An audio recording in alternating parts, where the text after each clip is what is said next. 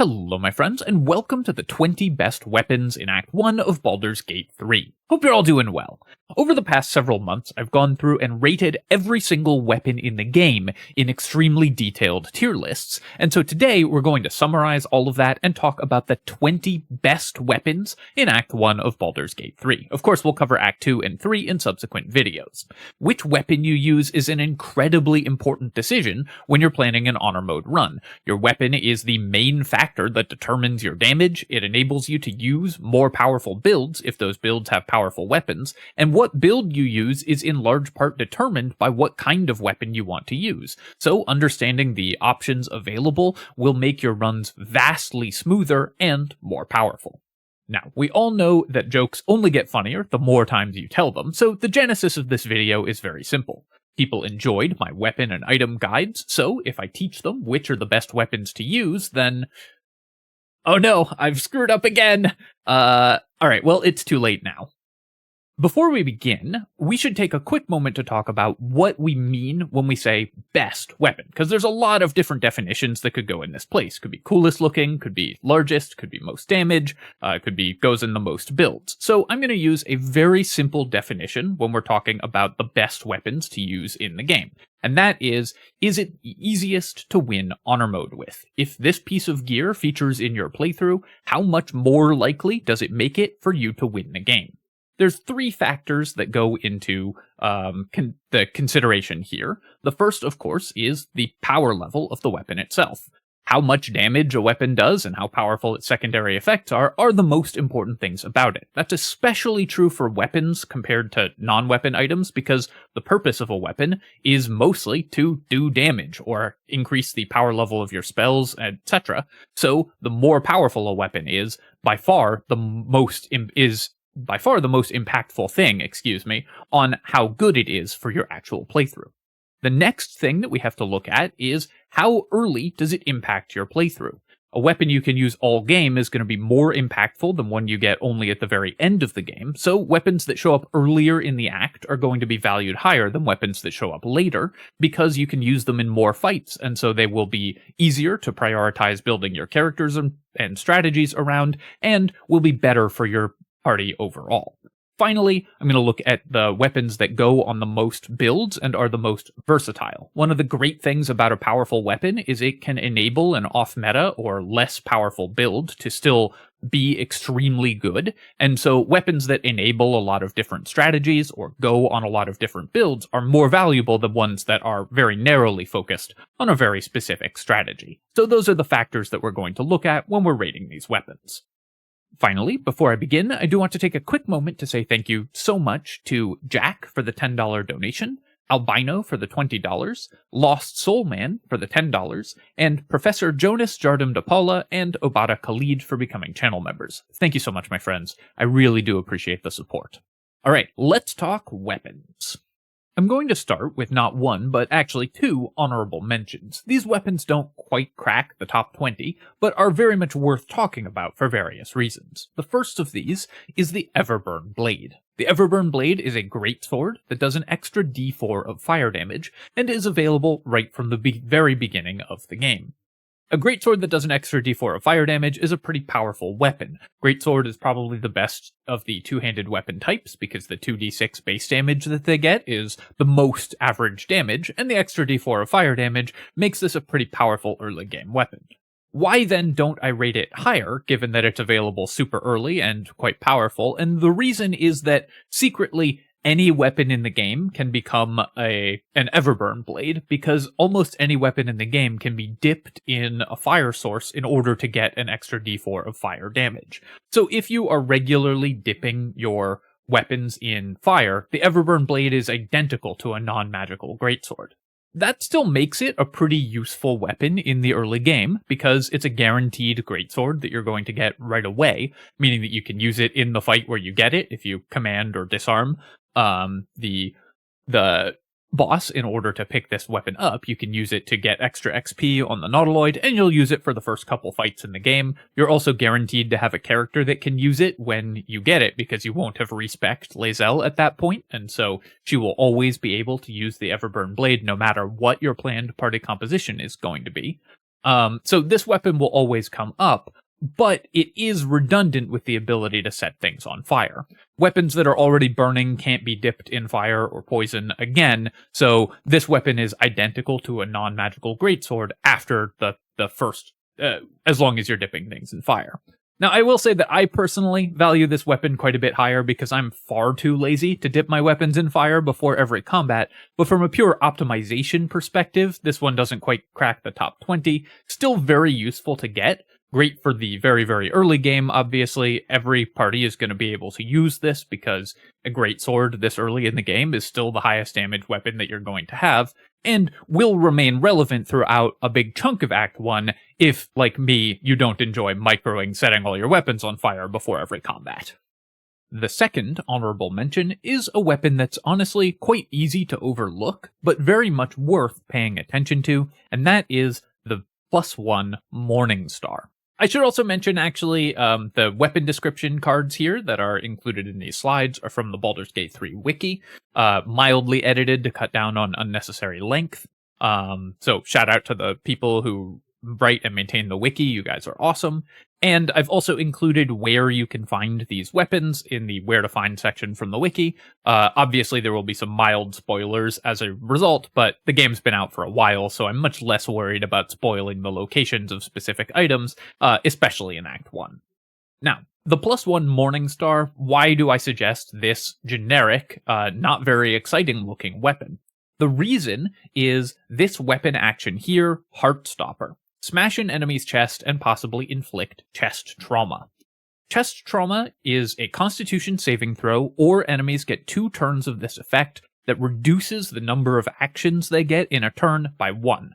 For almost every enemy in Act 1, that just completely prevents them from doing anything. Removing an enemy's actions is as good as stunning them for the majority of enemies in the game, and even for bosses that have relevant bonus actions or multiple actions in a turn. That's still a massive debuff that gives you a tremendous action economy advantage over enemies. The +1 Morningstar is also just a decent weapon by itself. It's got other relevant weapon actions. You always do damage even on a miss, so you can use it to finish off low health enemies. But the main thing here is that you can bring it in for boss fights against particularly dangerous enemies, wonk them with the Heartstopper action, and instantly win that combat if they fail the saving throw against it. Heartstopper's just that powerful a weapon action, and while there are no magical Morningstars with special effects in Act 1, the Morningstar weapon action is so good that this weapon is worth carrying around just for using Heartstopper once per short rest. This is good for boss fights, it's good for controlling dangerous enemies, it's good for 1 fight per short rest, and only obviously if you have a character that can use it and reliably hit with the attack. But the +1 Morningstar, as an honorable mention, I think is worth bringing up because it's easy to forget this weapon exists, and the effect is actually very powerful. And now, let's move on to our actual top 20. Weighing in at number 20, Hamarhraft. Hamarhraft is a maul with no effect when you actually attack with it. So as a weapon that you use to attack, it's not particularly good. But it has a special effect that is very, very notable. Whenever you jump, you deal a d4 of thunder damage in a 10-foot radius around where you land. Now, for most characters, this is basically an extra d4 of damage every time you use your bonus action to jump, which is not a bad effect in and of itself, because that extra damage is in an AoE, so it'll increase your damage compared to just having a weapon that does extra damage on attacks, and there's no saving throw against it, so it will always hit, which is very relevant. It's also thunder damage, which is very important for certain kinds of builds that are based around dealing additional thunder damage. The really exciting part about this weapon, though, is that there is no limit on the number of times that it can activate in a turn. So a character that can jump multiple times in a turn can activate this d4 of thunder damage over and over and over again. That could be a character with Thief Rogue levels taking additional bonus actions to trigger this twice, but most importantly, it can be a monk using Step of the Wind to be able to jump without spending a bonus action. That means you can jump as many times as you have move speed to support jumping, meaning that you can trigger this 6, 10, 20 times in a turn depending on the move speed of your character. It gets even more exciting if you have ways to fly, because in Baldur's Gate, flying and jumping are the same thing, and both of those types of actions trigger Hamarhraft. So if you have flight, you can just continuously activate fly in order to trigger the d4 of thunder damage over and over again. Now, you do have to build around this weapon a little bit. You either need to be a Step of the Wind character or have access to flight, which is possible, of course, in the early game in Act 1, but most of the time you aren't going to get at-will flight until later on in the game. So Hamarhraft, as a weapon for use in Act 1, is typically going to be confined to monks, who often have better things to do. Just hitting with unarmed attacks is still often more damage, but this weapon does a ton of bonus damage for those characters, and for any character that can fly constantly. If you boost your move speed enough, you can activate Hamarhraft a truly absurd number of times, and in combination with things that deal additional damage, this is the source of damage records for like the highest possible damage in the game, is characters that jump with Hamarhraft over and over and over again. I'm mostly considering this weapon for using it kind of as intended rather than with the exploitative builds that stack infinite damage with this, but it is worth mentioning that this weapon is a source of one-turn damage records, and you can find videos on YouTube of like the most possible damage in the game with this weapon. But even just for normal play, this is a very powerful weapon if you build around it. I'm putting it in at number 20 because it does require a very specific build to make the optimal use of this weapon, but if you do build around it, it does a truly absurd amount of damage. Coming in at number 19, the Staff of Arcane Blessing. The Staff of Arcane Blessing is a staff that lets you cast Bless once per long rest. That's a pretty good effect to have an additional cast of once per long rest. Bless is one of the most important effects in Honor Mode to have, because it makes your attack rolls and saving throws much more reliable, and obviously, that's an incredibly powerful effect for Honor Mode. In addition, when you bless creatures while having the Staff of Arcane Blessing equipped, they get an additional 1d4 to their spell attack rolls. Now, you might be a little surprised to see the Staff of Arcane Blessing down here at 19, and that's because you might be misled by the in-game tooltip for this item, which is a total lie. The in-game tooltip for this item says that it gives an additional 1d4 to attack rolls, saving throws, and an additional 2d4 to spell attack rolls, making it sound like it gives plus 2d4, 2d4, and 3d4, respectively. That's not true. The Staff of Arcane Blessing replaces the normal version of Bless with 1d4, 1d4, and 2d4. So the only increase it gives you is to your actual spell attack rolls, things like Eldritch Blast or Scorching Ray. So that's why otherwise it would be absurdly good and would show up much higher in this list. That misleading tooltip might have led you to take this item and use it even for parties that don't really benefit from it. The Staff of Arcane Blessing is, nevertheless, amazing for characters that are attacking with spell attacks. An extra d4 on your spell attacks for an Eldritch Blast Warlock or a Sorcerer casting Scorching Ray is a tremendous bonus and makes those characters much, much more powerful. One other thing that's worth noting about the Staff of Arcane Blessing is you have to actually cast the Bless spell, and a lot of parties are going to get Bless from the Whispering Promise Ring and healing, rather than actually casting the spell Bless. So it won't work as well for those parties. But if you have a Warlock or a Sorcerer who's built around Scorching Ray, or any other character making frequent spell attacks, the Staff of Arcane Blessing is a massive bonus for those characters. Even just a normal wizard or something with Ray of Frost as a default spell attack, if you cast this a couple times in encounter, you're getting a huge bonus to your hit chance from the Staff of Arcane Blessing. So it's still very, very powerful if you have spell attackers in your party and a character that wants to cast Bless. Not every party is going to fit that description, but for the parties that do, the Staff of Arcane Blessing is going to be incredible. Weighing in at number 18, the Githyanki Greatsword. The Githyanki Greatsword. So there's actually several weapons in the game called Githyanki Greatsword, but there's one specific one that we're talking about here, which is the one that is held by the leader of the Gith Patrol in the Mountain Pass. And that is a +1 Greatsword that does an extra d4 of psychic damage if used by a Githyanki. Now, you don't actually have to be playing as a Githyanki in order to benefit from this, although of course it will work for Lae'zel if you have her spec'd into great weapons. You can disguise as a Gith in order to benefit from this effect, and like most of the weapons that require you to be disguised, you only have to be disguised when you actually equip the weapon, so you don't have to go around looking like a Gith all the time if that's something that doesn't appeal to you and you prefer to look like your normal character. It's a little bit of a hoop to jump through to disguise, but it's relatively resource-free, and what you get in return is just the highest damaging two-handed weapon at this point in the game. +1 Greatsword that deals an extra d4 of psychic damage is just the most damage that you're getting out of a great weapon at this point in the game, with one exception that we'll talk about later on in the list, and so for any party using a great weapon user, the Githyanki Greatsword is going to be your go-to. Of course, also, if you have Lae'zel spec'd into Fighter, which is a pretty common way to do it, then she's going to benefit very heavily from this weapon.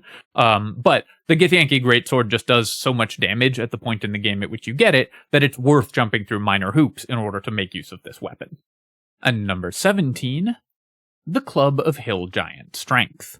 The Club of Hill Giant Strength is a light weapon that sets your strength to 19 when you're wearing it. This is an incredibly powerful effect. This means that you can dump your strength all the way down to 8 and still have a +4 strength bonus, so it gives you a massive increase to the amount of stats that you have available, prevents you from having to take feats in order to increase your strength, and still gives you an extremely high amount of strength.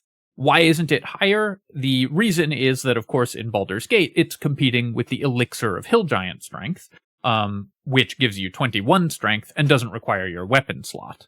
That means that the Club of Hill Giant Strength, most characters that would want this are going to prefer using elixirs, but the Club of Hill Giant Strength still has an incredibly versatile and powerful set of uses. The first character that would likely consider this is going to be a monk with Tavern Brawler, because you can have this equipped in your offhand, get 19 strength in order to benefit from Tavern Brawler, and still make unarmed attacks. You do this by equipping 2 light weapons, one in your main hand and the club in your offhand, and then dragging your main hand weapon into another character's main hand weapon slot, leaving you with one empty main hand and the club equipped in your offhand weapon slot, and then you benefit from the 19 strength and can use a different elixir if you want to use a Bloodlust elixir, a Vigilance elixir, or a Viciousness elixir, something like that. Then this can sacrifice a small amount of damage and accuracy compared to the Elixir of Hill Giant Strength in exchange for being able to use a more powerful elixir. Similarly, archers who are using the Titanstring Bow can do exactly the same thing, where they keep the Club of Hill Giant Strength as a melee weapon while they are firing their bow and benefit from the passive effect. This is even more likely, I think, than Tavern Brawler monks, because an archer is more likely to want a Bloodlust elixir or a Viciousness elixir or something like that, and will benefit from that over a Strength elixir in some cases. In general, I still think that the Strength elixir is a little bit better than the Club of Hill Giant Strength, because it lets you use other weapons with passive effects that we'll get to later, but this is still a very relevant and competitive option, stops you from having to drink a Strength elixir every single day, and gives you a pretty significant amount of bonus. It's also just great for quality of life. It stops you from having to stockpile strength elixirs, which is annoying, and lots of players don't like to do it. You can still get most of the effect from the Club of Hill Giant Strength. You can also use it on a character that doesn't particularly need the strength, just to have bonus jump distance, which is really good in Baldur's Gate 3, giving you extra mobility, and bonus carry weight, so it just makes your party play out a little smoother if you have this on like a lore bard or something that, generally speaking, doesn't care what weapon it has equipped. They can benefit from the Club of Hill Giant Strength just to increase their mobility and utility. Overall, this is usually eclipsed by Hill Giant Strength elixirs, because those are just so nonsensically powerful, but the power level of this item is very, very high, so a lot of parties can make use of it, and even if you are trying to absolutely maximize your power level, the quality of life that this provides is still extremely useful. At number 16, the +1 Shortsword. This might seem like an odd inclusion because it's another generic weapon, but there's actually a lack of good light finesse weapons in the very early game, and the +1 Shortsword is what you're going to go with if you have a dual-wielding character. And the equivalent Steel Forged Shortsword that's just also a +1 Shortsword. A character using 2+1 short swords is going to be the best equipped dual weapon rogue that you can have in the early game, because this is a light finesse weapon. You don't need any additional feats or anything in order to be able to use two of them, and so the +1 short sword is going to be your go-to weapon for a dual wielding character. Let's say you're playing a Saurian as a lore-friendly rogue, he's probably going to end up using these. It's also pretty good just as a character, just for offhand attacks. If you have a character who is usually casting spells, they can use an offhand weapon in order to have something good to do with their bonus action. For example, if you have a Spore Druid that is going to cast spells with their main action, if you have them have two weapons equipped, they can still use the offhand weapon to attack with their weapon as a bonus action. So a +1 short sword is very relevant for that kind of character as well, so they can both cast a spell or throw an object and still use their bonus action to attack in the same turn. So this is going to come up both for dual weapon characters and also for spellcasters or archers, any character that can benefit from a bonus action attack in some situations in combat. Coming in at number 15, the Spellsparkler. The Spellsparkler is a quest reward item, and you have to choose it over two other weapons, and you should always choose this one if you have any use for it. It's by far the best of the three. The Spellsparkler gives you, whenever you deal damage with a spell or cantrip, you gain 2 lightning charges, and lightning charges have a couple effects. Firstly, they increase all your attack rolls by 1 when you have any lightning charges. Doesn't matter how many lightning charges you have, you get a +1 to your attacks, and add 1 lightning damage to all of your damage. That's a pretty powerful effect in and of itself, but then also when you get 5 lightning charges, they discharge and deal an extra d8 of lightning damage on your next hit, which means that if you are consistently generating lightning charges, it's pretty powerful. For characters that are using spells to deal damage to multiple enemies, which is going to trigger a lot of lightning charges at once, or for characters that are using spells that hit multiple times in a turn, such as, for example, Eldritch Blast, Magic Missile, or Scorching Ray, you're going to be stacking up a lot of lightning charges off of the Spellsparkler and benefiting from the effect a lot. You can apply the lightning charge damage multiple times in a turn, you get additional hit chance and damage just at base, which is very good for an Eldritch Blast character, for example. And so, for a damage-dealing spellcaster, the Spellsparkler is usually going to be the best in slot, at least for the first part of Act 1, and that makes it very, very useful. Warlocks in particular should always be using this, and fire sorcerers that are using Scorching Ray or Magic Missile builds. For a Magic Missile build, this stays best in slot throughout the entire game. And so the Spellsparkler is very relevant for damage-dealing spellcasters. The reason it's not rated higher is that it doesn't increase your save DCs, and so often for casters you're going to want a staff that does that. But for any damage-dealing caster, the Spellsparkler is going to be your best bet, and for Warlocks in particular, this is going to be best in slot throughout all of Act 1. Weighing in at number 14, we have another staff, the Mourning Frost. The Mourning Frost does a ton of different stuff. In fact, it does so much stuff that not only did I have to cut a lot of content out of this wiki entry to fit it in this slideshow, the text is very squashed, so apologies for that. This weapon just does so many different things. Firstly, it's a +1 quarterstaff that does an extra d4 of cold damage, which as a weapon makes it pretty decent for any character that wants to attack with a versatile weapon. Cold damage, of course, can be doubled with the wet condition, making it usually the best damage type in Baldur's Gate, and also has a lot of synergy with other effects, including the effect of the Mourning Frost itself.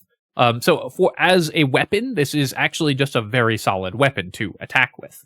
The real benefit, though, comes for casters, who get a couple bonuses. Firstly, they get Ray of Frost as a cantrip. Don't underestimate this. Ray of Frost is the best damaging cantrip in the game, except for Eldritch Blast, and even better in a lot of circumstances and for some parties. So adding this to a bard, a cleric, or a druid, characters that can struggle to have good damaging cantrips, is a very powerful addition for those characters. It just gives them a lot more utility and a much better default action in combat. Secondly, whenever you deal cold damage, you deal an extra 1 cold damage. That's usually doubled to 2, because of course cold damage can be doubled by giving enemies vulnerability to cold with the wet condition. not a tremendous bonus, but definitely a relevant one. Some cold AoE spells are going to deal like +6, +8 damage if you're hitting multiple enemies, and that's certainly not a ton of extra damage, but enough that it's worth mentioning. But the real benefit here is that whenever you deal cold damage with a spell, enemies have to make a saving throw or become chilled, making them vulnerable to additional cold damage, so they will then take double damage from cold damage in future, and if you get them wet after they become chilled, they become frozen, which stuns them. Stunning enemies is, of course, ridiculously powerful, and stunning enemies based on things that you want to do anyways, just dealing cold damage with spells and hitting them with the wet condition, which of course is something that you want to do when you have a cold caster in the party, is ridiculous. Being able to stun enemies is super powerful. A lot of enemies that are immune to other crowd control are also not immune to becoming frozen, and so that is going to cost enemies a lot of turns.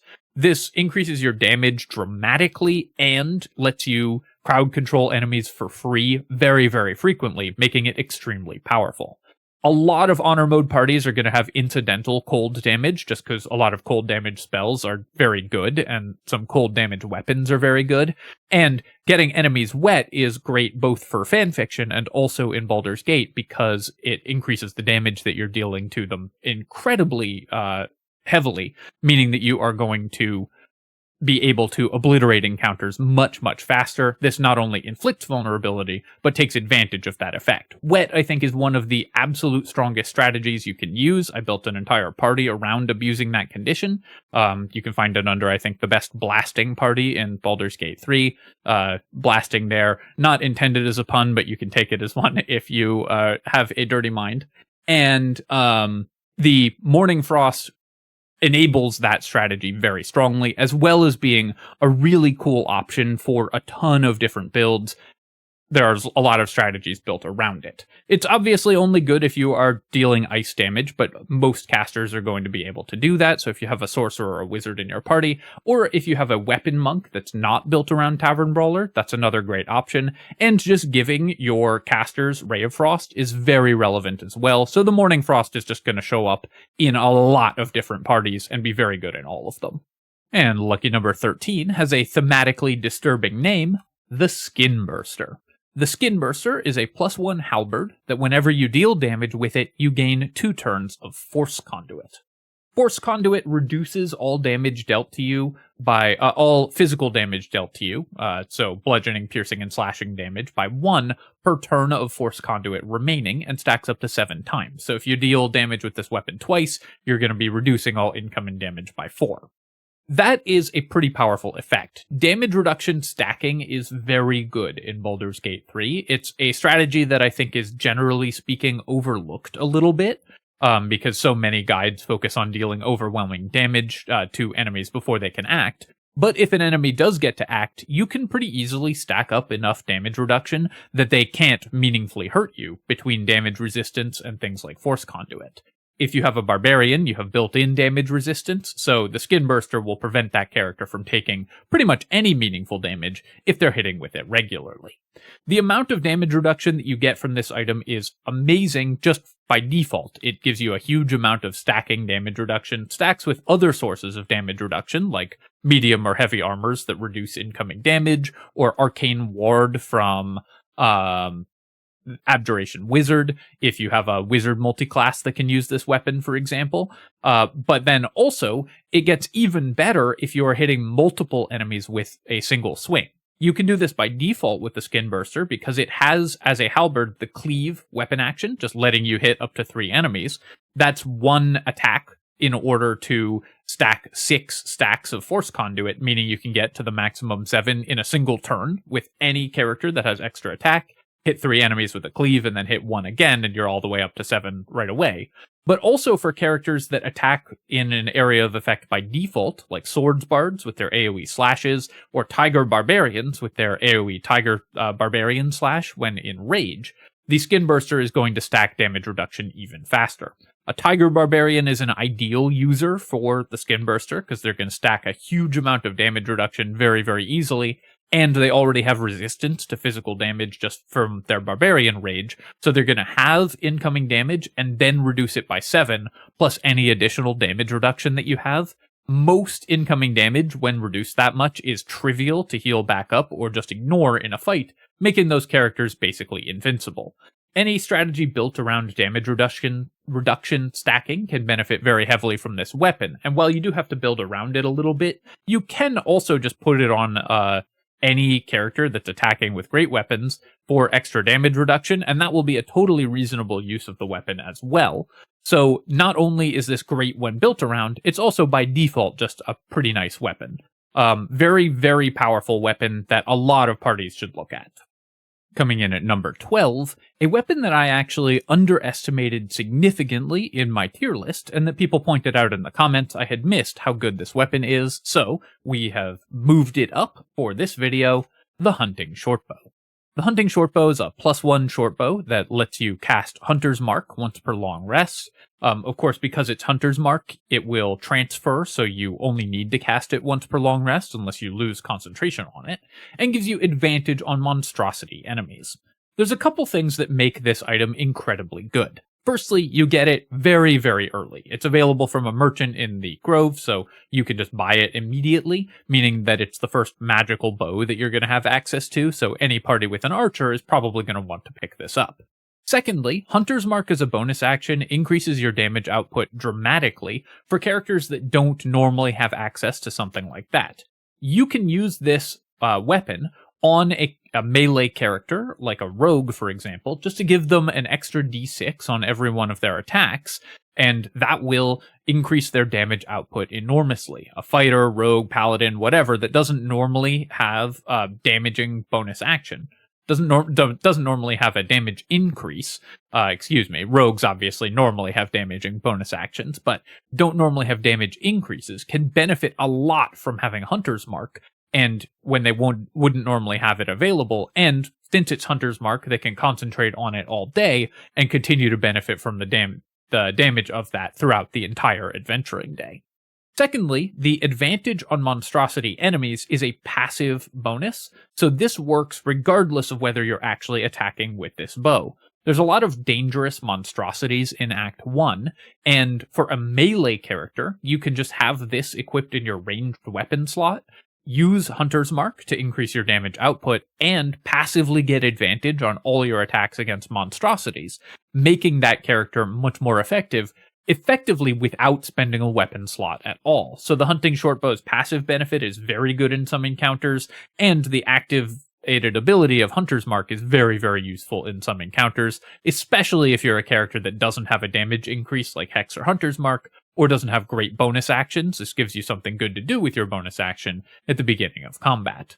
It's also really, really good for archers in the early game because it's the first magical bow that you get access to, so this is going to be a very relevant weapon throughout the entirety of Act 1, though which character is using it in your party is possibly going to switch from your archer to your non-archers over the course of Act 1.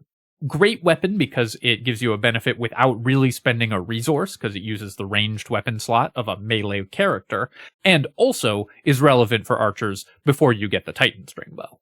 And coming in at number 11, falling just outside the top 10, the Unseen Menace. This +1 pike is invisible, like it says in the name, and that gives it a bunch of magical bonuses. Firstly, it crits more often. You will critically hit on a 19 when you're using this weapon, and that does stack with other sources of increased critical hit chance, making it much easier for you to land critical hits. Secondly, because the weapon is invisible, you have advantage on every single attack that you make with it. Permanent advantage is obviously incredible. It makes your attacks much more likely to land, and much more likely to critically hit, which is extremely relevant, especially when combined with the increased critical hit chance that the weapon natively has. So this is one of the weapons that's going to crit most often in the game. You lose this property for 2 rounds if you miss an attack, but obviously that's less likely to happen because you have advantage on every single attack, so the Unseen Menace is still going to hit with most of its attacks, and you won't lose the advantage that frequently. It does happen, of course, but it definitely is not that big a downside. Advantage on all your attacks is also really good for great weapon characters who can use this weapon in two hands as a great weapon, because those characters have a -5 penalty to their attack rolls, so the advantage mitigates that and lets you use Great Weapon Master with much less downside.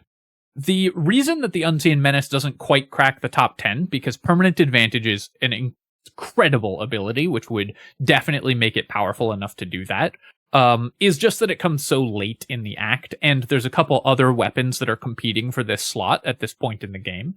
But this is still an incredibly powerful and incredibly important weapon. In particular, it is best in slot, in my opinion, for Paladins, because Paladins love to critically hit. A crit with a Paladin smite doubles the smite damage, and you don't have to use the smite unless you get the critical hit.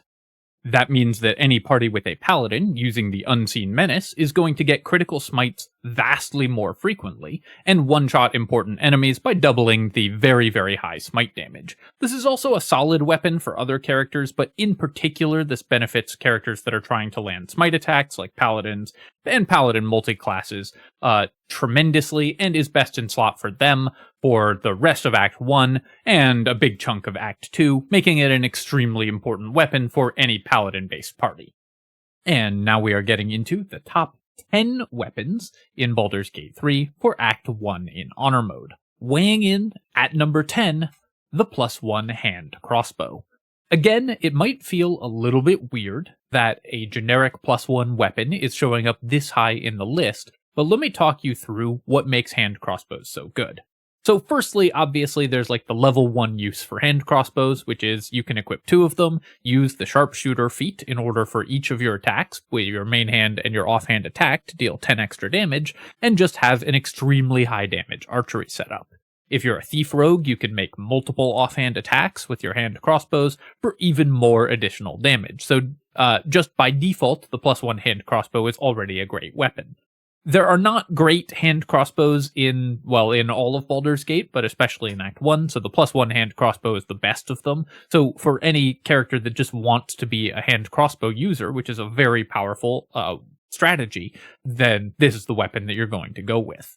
It's also the highest damage archery setup that you can get very early on in the game, because you can pick it up even before you get the Titanstring Bow if you buy it from a merchant, because these can be the where to find section in the wiki doesn't it mentions only specific merchants, but these show up in the random loot tables, so you can find them quite early as well. So the +1 hand crossbow is just at base an extremely powerful weapon for archery based characters. However, there's a lot more to it. Remember when I mentioned with the +1 Shortsword that you can use this to make a bonus action offhand attack with a character that doesn't have a great bonus action, just by default. Well, with a hand crossbow, you can do the same thing, but even more so. This is a ranged attack, meaning that it is going to be applicable for a spellcaster to cast a spell and then fire an offhand hand crossbow attack as a bonus action very frequently. And it uses your dexterity to hit, which, of course, most characters in Honor Mode are going to have decent dexterity, so you will hit quite reliably with this weapon in the early game. That's a tremendous benefit for just your offhand weapon slot, which, if you are a character that's a melee character or a spellcaster, you probably don't have a use for your ranged weapon slots anyways, so the +1 hand crossbow can go there and give you a tremendous amount of bonus damage. In addition to the bonus damage, though, just having a bonus action attack, even if it's not very high damage or very likely to hit, gives you an enormous amount of utility. You can break objects or shoot to ignite barrels and stuff like that with the hand crossbow. If you light it on fire, you can fire it at an explosive barrel and light it. You don't have to be able to hit very reliably in order to do that. It'll work whether you miss or hit, because the fire damage will still hit the barrel and explode it. You can also use it to break things like poisons to create a cloud of poison gas, or healing potions in order to heal your ally. Normally, drinking a healing potion is a bonus action, but let's imagine that character A needs to be healed and has a good use for their bonus action. They can drop the healing potion on the ground, and then character B can shoot that potion with a hand crossbow, healing character A, and transferring your bonus action from one character to another. So it gives you a ton of flexibility and utility in combat to have a hand crossbow on characters that aren't using their bonus actions for other things. And for most characters, it's free because they have no use for their ranged weapon slot. So you're just getting all of this tremendous utility without spending any resources on it at all.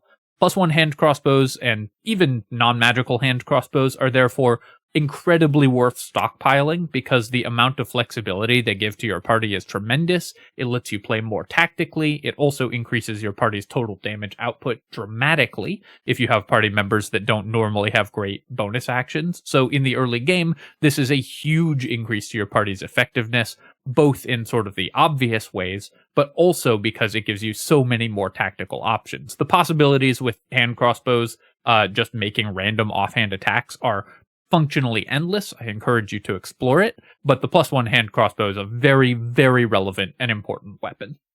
Coming in at number 9, the Returning Pike.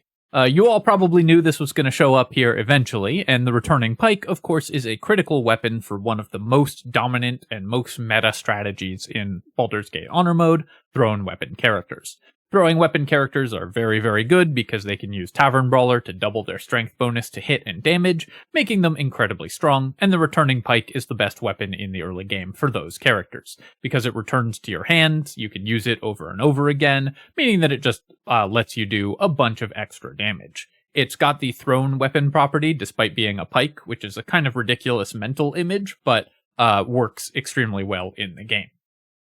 There's not that much more to say about the Returning Pike. Throwers are very, very good. This is the best weapon for throwers, so it's a weapon that's going to show up in a lot of Honor Mode runs. It is also worth mentioning there's a couple little tricks you can do with these homing weapons.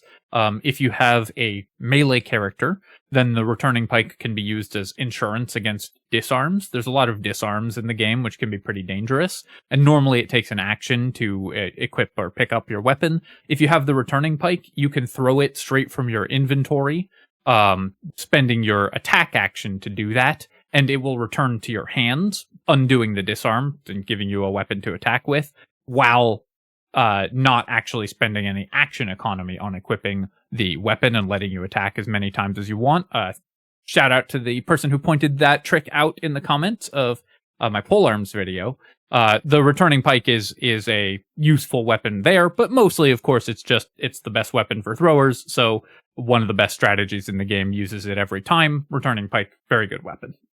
Coming in at number 8, Melf's First Staff. This staff gives you a +1 to your save DCs and spell attack rolls, as well as allowing you to cast Melf's Acid Arrow once per long rest. Melf's Acid Arrow once per long rest is not a particularly strong effect. This spell is very bad. It can be used if you take very long adventuring days to give you a little bit of extra longevity, just having this resource available, but mostly you're not going to be using that. You're just using this weapon for the passive effect of +1 to spell save DCs and spell attack rolls. Those numbers are very good. Increasing your save DCs is one of the most powerful things that an item can do for you, because an enemy that fails its save against a spell is usually going to instantly lose the fight. So for any spellcaster that's casting Command, that's casting Hypnotic Pattern, that's casting anything that has a saving throw associated with it, this is going to be the best staff for you.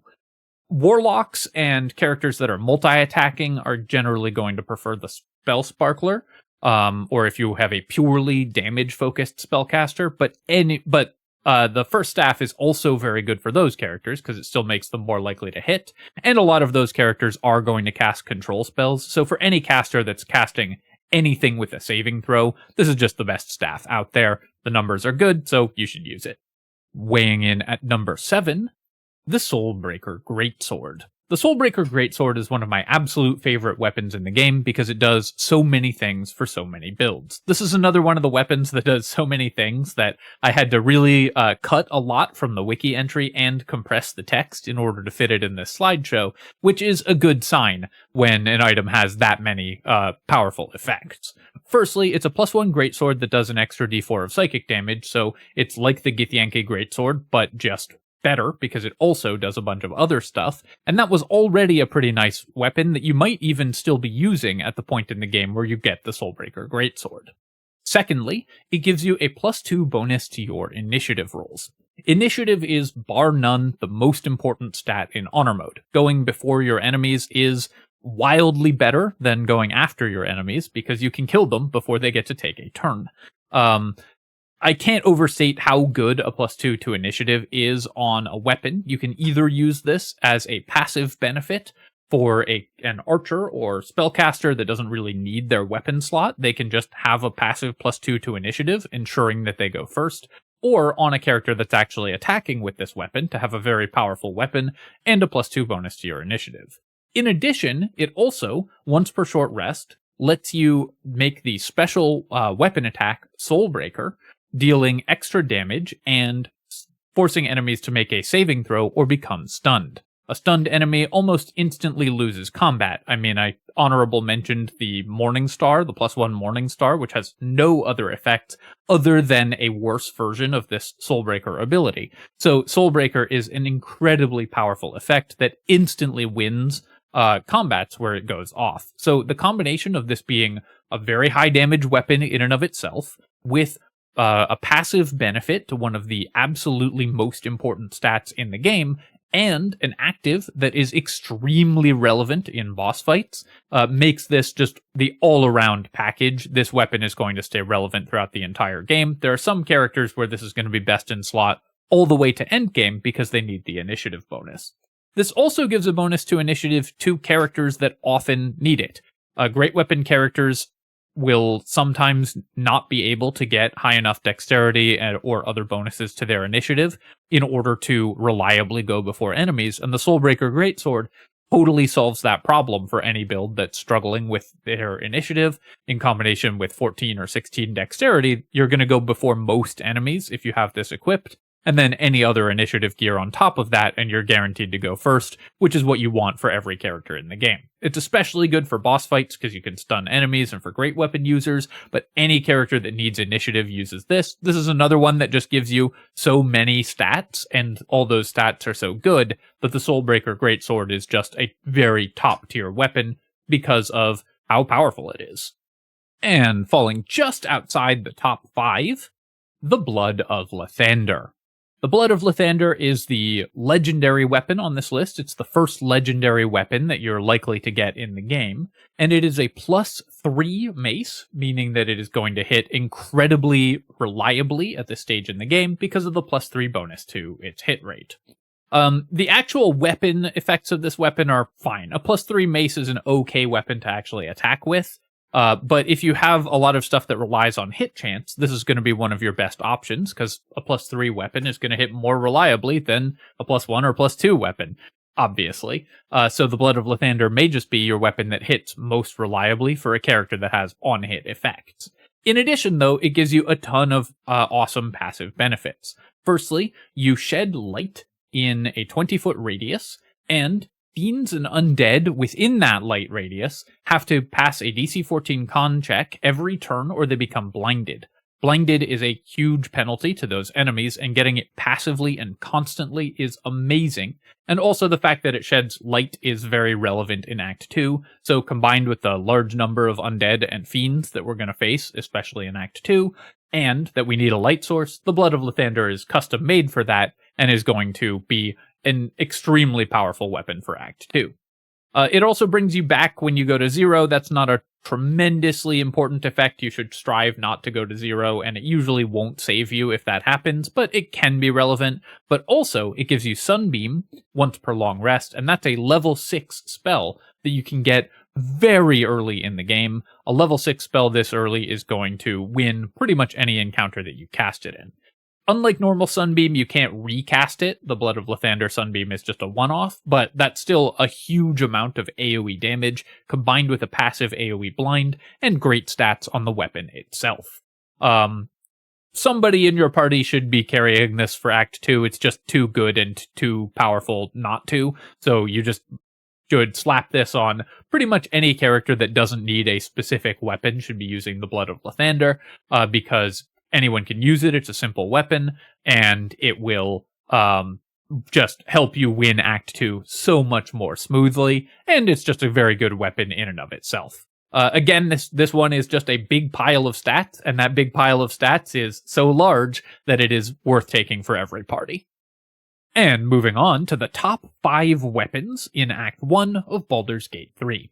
Coming in at number 5, this next weapon is a little bit of a story spoiler, nothing major, but if you're extremely heavily avoiding spoilers, you might want to skip to the next timestamp, so I'm gonna count backwards from 3 and give you a chance to do that. 3, 2, 1. Coming in at number 5, we have Voss's Silver Sword. This item is so good because it just gives you an incredible amount of stats. This is an Act 1 weapon or an Act 3 weapon that is available in Act 1. There's another Act 3 weapon that's available in Act 1 through an exploit, which we will be covering in Act 3, because I'm mostly not considering exploits here. But this weapon, you are intended to be able to get in Act 1 if you take a very specific story path, and it's a weapon that's intended to be competitive in Act 3, so if you get it in Act 1, then the amount of stats it gives you are just ridiculous.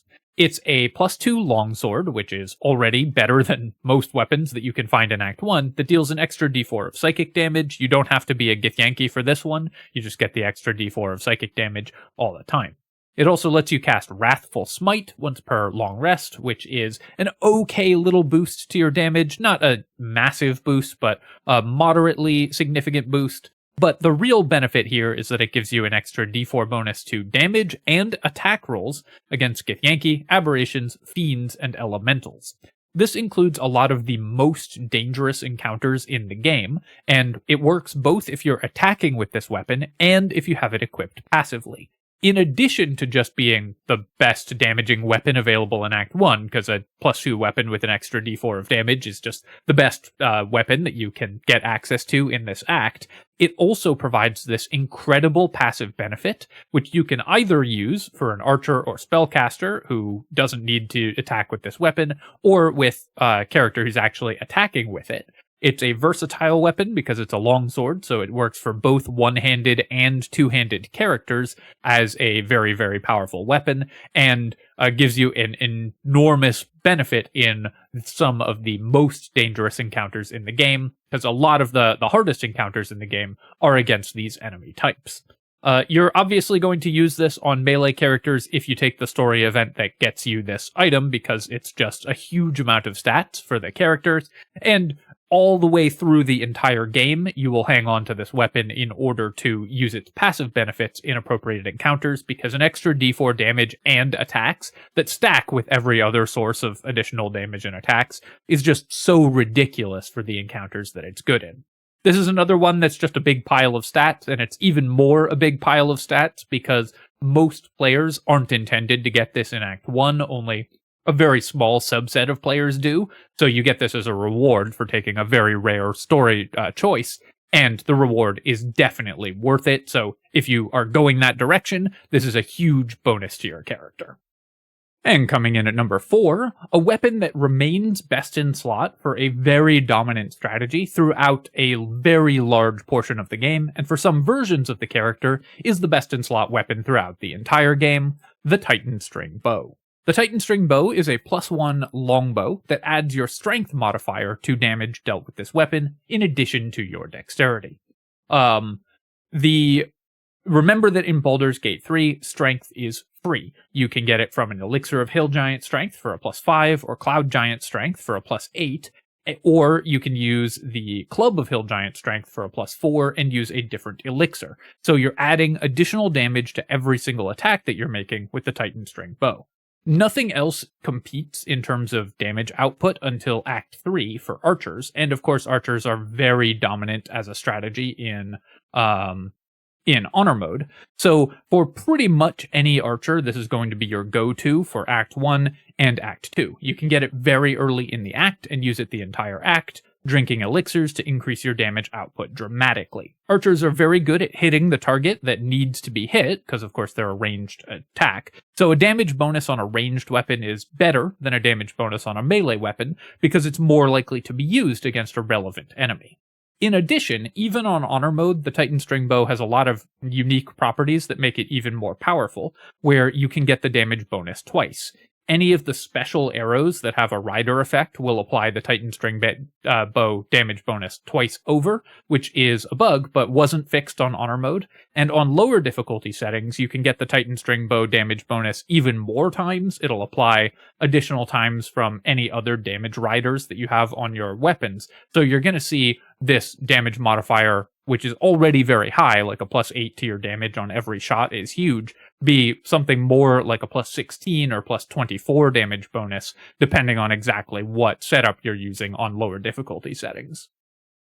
The amount of bonus damage that this lets you do just makes it incredible, and there isn't really a ton of competition for best bows. Up until Act 3, there are no better bows in the game, so any party with an archer in it is going to want to use this weapon. I will say that you do want usually to drink strength elixirs for it every day. So if you don't like using elixirs, don't like stockpiling strength elixirs, then you might be better off with 2 hand crossbows. But the Titanstring Bow, the amount of damage that it gives you just makes it second to none for a damage dealing character. This is the most important item, and so ranks extremely high because of just how powerful it is when it comes to killing enemies. Moving on to number 3, we have the weapon whose name I've probably said the most number of times in my videos because of how universally powerful and applicable it is to every party, the Knife of the Undermountain King. The Knife of the Undermountain King is a +2 shortsword that increases your chance of getting a critical hit by 1, so you need a lower number on the die in order to get a critical, and if you roll 2 or less damage, you re-roll that damage and increase the damage amount. You also supposedly get advantage on attack rolls against lightly or heavily obscured targets with this weapon. This advantage does not work, it's currently bugged, but even without this effect, this item is incredible and goes in basically 100% of parties. Almost any character can benefit from an increase to their critical hit chance, and this is a passive benefit that you get from the Knife of the Undermountain King.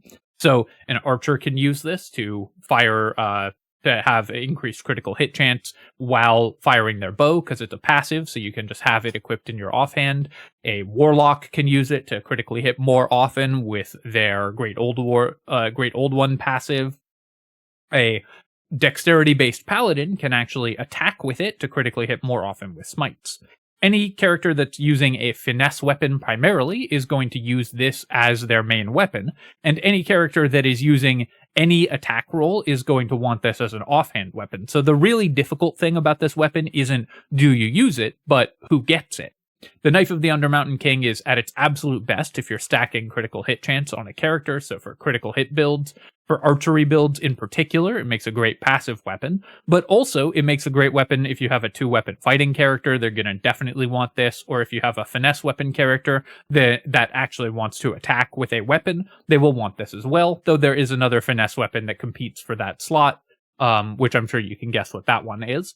The Knife of the Undermountain King, basically, there is no party that doesn't want this because the passive effect is so good, and as a weapon, it's also great, and it will stay extremely relevant throughout the entire game, so it is one of the most powerful weapons in the game.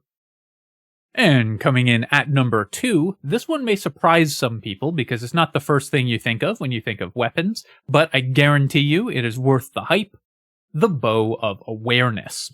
The Bow of Awareness is a +1 shortbow that gives you +1 to your initiative.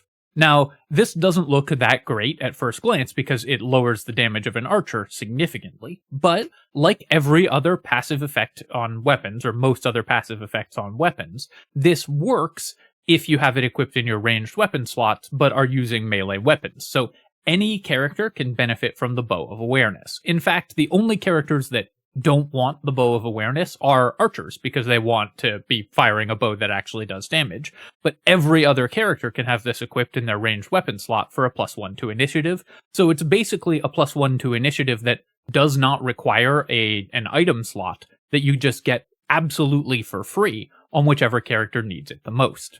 Initiative is the most important stat in Honor Mode. You just have to go before enemies because that's how you win the game. If you have high initiative, you are going to take hundreds or even thousands more turns relative to the number of turns that enemies will get to take over the course of a playthrough. And even small bonuses to initiative are very impactful in Baldur's Gate because initiative is rolled on a d4. In tabletop D&D, initiative is rolled on a d20, but in Baldur's Gate 3, initiative is rolled on a d4. So even a +1 gives you a huge bonus to your initiative and makes you much more likely to go before enemies. This is a great stat to have. It's not a huge bonus to it, but it's an incredibly relevant bonus. And more importantly, it takes no resources to have it equipped because you just don't give anything up. At the point in the game where you get this is the characters will have no other ranged weapons with passive effects, so the Bow of Awareness is just going to increase your party's effectiveness dramatically without costing you anything. Free stuff is great. Bow of Awareness is absolutely free, so you definitely want it. And at number 1, the very best weapon in Act 1 of Baldur's Gate 3, and as a result, almost certainly the best weapon in all of Baldur's Gate 3 when it comes to increasing your chances to win Honor Mode, drumroll please, Phalar Aluve. Phalar Aluve is, this will probably not come as a surprise to many people. If your party does damage, this is the best way to increase the damage of your party. If your party makes attack rolls, this is the best way to make those attacks land more reliably. If your party makes saving throws, this gives you a huge bonus to saving throws. Phalar Aluve is a +1 longsword, and it's a finesse longsword, so you can use it with your dexterity or with your strength. Importantly, the special ability does not require you to have proficiency, so any character can carry this and get the massive benefit that it provides. Phalar Aluve has 2 abilities. Yeah, you can activate them on a short rest and use one or the other. You can either use Sing, which gives you an additional d4 to your attack rolls and an additional d4 to your saving throws, so basically the Bless spell, but it stacks with normal sources of Bless, so you're going to be hitting your attacks much more reliably and saving much more frequently, which would already make this probably the best weapon in the game, even before you get to the incredibly powerful second ability, which is what it is usually used for. When you set Phalar Aluve to Shriek, every enemy in a radius takes an additional d4 of thunder damage every time they get hit by a damage instance. That means that if you have an enemy that gets hit by a magic missile, they're going to take 3d4 of extra thunder damage. If that enemy is standing in a bunch of damaging effects, they're going to take an extra d4 of thunder damage every time. If they walk across a spike growth, they take a d4 of thunder damage for every time they walk across the spike growth and take extra damage. You can stack the amount of damage that this does to a truly nonsensical value. Phalar Aluve is required for almost every damage record in the game. If you're trying to get the maximum amount of damage that you can do, then Phalar Aluve for Shriek is going to be the most important. Any party can use it because you don't need proficiency to activate the abilities, and it's a finesse longsword, a +1 finesse longsword, which makes it a pretty decent weapon for like a bunch of characters regardless. Sword bards, paladins, rogues, depending on exactly how you're getting them out. Any dexterity-based character can use this weapon effectively as a weapon, but the passive benefits or the activated benefits that it gives you are just absolutely off the charts.